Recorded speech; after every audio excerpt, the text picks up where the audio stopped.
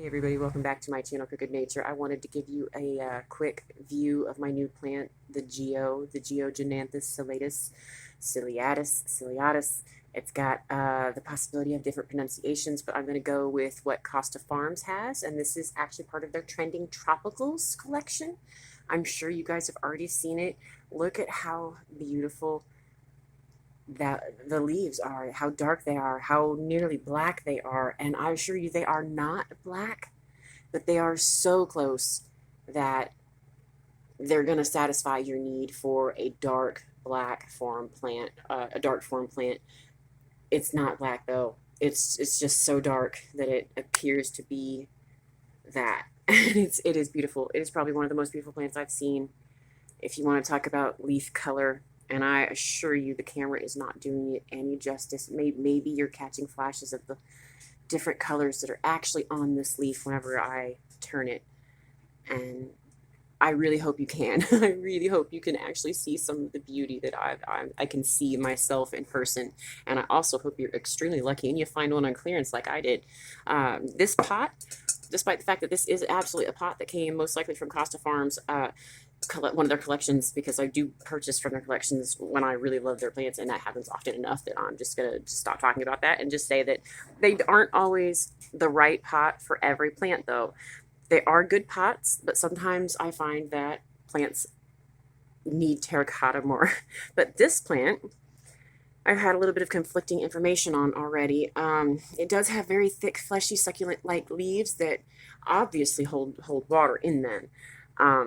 Now, I've read and heard that it is a lot like a spathiphyllum, a peace lily. So when it needs water, it's going to be dramatic and it's going to wilt and it is going to go down, and then you're going to water it and it's going to perk up. Now, I've heard that. And I have also heard that they don't need very much water. Push that back out of the way.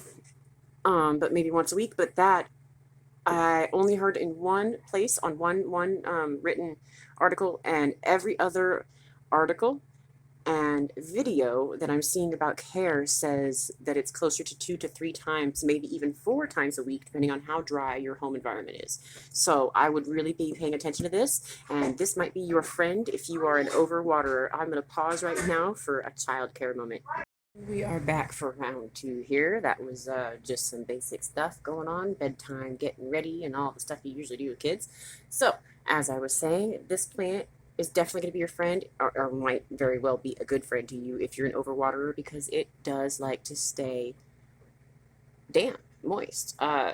Every indicator that I'm seeing says that you want it to be a bit, you want to feel it. You want to feel moisture when you touch the top of that soil.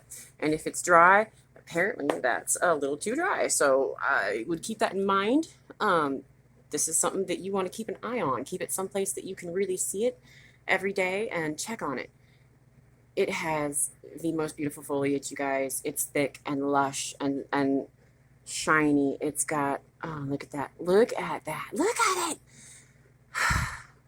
It makes me extremely happy. I can't tell you how satisfying I think this plant is going to be for so many people as as something that they might use to add to the aesthetic appeal of their home, or as a therapeutic aid, as something just to look at and touch and enjoy. This is a great plant. I don't know enough about it yet, but I do think that this is a great plant. I love the way that it has fuzz on its legs, and they're not exactly fuzzy legs, but they're so pretty. And there's just this little downy peach fuzz going on their little limbs here. It's absolutely stunning. You can see this leaf. I don't know if you can see it, but this leaf right here is is extremely green compared to the other ones, and it's really pretty. And it's just kind of nestled in down here, and I love it. And this little guy right here, this little, has a bit of extra green on it. Something really cool is the back of these leaves. Their vein here is an extra light purple, and it's very, very pretty. That's pretty. I like that. I love how sturdy it is. I think this is overall just going to be one of those super enjoyable plants, and that I hope that everybody can find a bit of. Wow. absolutely is a stunning, stunning plant. I want to say that it can spread up to 2 feet wide, 24 inches, and I don't remember what I saw about its height, but I know that it is honestly supposed to stay this large and have these types of leaves like continuously and consistently as long as you're meeting its light and nutrition and water requirements. It's going to have big leaves for you, and they're going to be awesome. I do think it's wonderful. I love how the stems kind of vary in color as it goes along and it grows. I love that it's dark purple in places and green in others and nearly black in some places. And like this one here has a blue sheen to it. I don't even know, but this is wonderful. This is one of the most gorgeous plants, the Geogenanthus salatus. I'm going to say it wrong. I'm going to have to get used to this plant's name. I think it's wonderful. And I think I'm going to end up having to just call it the Geo, even though there are 2 other plants under this genus. And I don't have their names handy, but I can tell you that they found this plant in Southeast Asia, but it's actually originally from South America. So think Ecuador, Colombia, Peru. Okay, it grows on the forest floors and rainforests, and it's just lovely. Look at how thick it is. Like, I mean, seriously, if you were to, it's like a really exceptional piece of leather. As far as its texture and tactile feel goes, it's awesome. It feels like it would be difficult to, I'm sure it's not, but it feels like it should be nearly indestructible. Like it's something that you shouldn't be able to tear or rip or damage in any way. I'm probably over touching it and it's terrible. But that's okay. So there are only 3 plants in this genus, and it is a new genus, and I think that's really, really awesome. I think that it's amazing that Costa Farms has been able to bring these guys to us and that their Trending Tropicals collection has them available in some of the stores. I'm located in the Midwest, Southwest, middle. I'm in the middle, okay? I'm in the middle, y'all, and it's available here, which means that it's coming out in other places that it means that it's spreading its way through the country. That's what it means. It takes a long time for stuff like that to get to us, and this is awesome. And I know that experiments and new propagations like this take a lot of time. So for a company to take on a new species like that, even if they see it's so much work. It's so much time and effort. Scientifically speaking, they've got to do so much research to make sure that it's a healthy plant, that it's not carrying diseases, and that it doesn't have other stuff going on with it. And that, I mean, like one of the big one is it going to end up becoming another invasive species in America? And that's a big problem for a lot of people when they get new plant species and they don't think about that. We have quite a few invasive species of plants and animals in the United States, and hopefully we don't want our plant companies to add to that. So hopefully that's not the case in this situation, and hopefully this is just a wonderful houseplant that people keep and are able to enjoy for years and years. I don't have any idea how long its lifespan is, just that it needs a good amount of water and that it's a healthy, happy grower for the most part.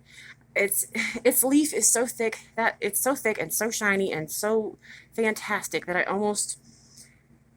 I bet that it's really easy to take care of, honestly, as far as pests go. It does have some fuzzy legs on it, which means that it might have an issue, you might have an issue with it attracting spider mites.